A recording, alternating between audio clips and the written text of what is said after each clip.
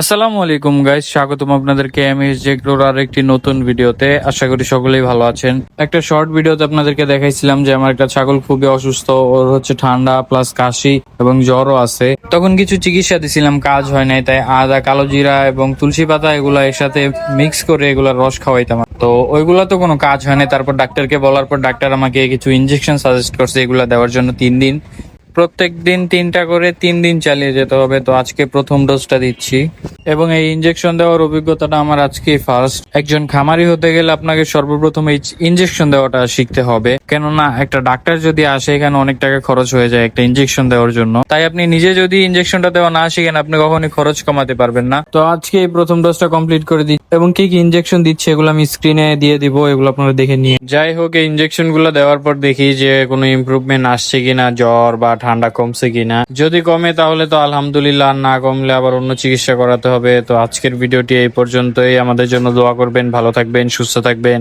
আল্লাহ হাফিজ।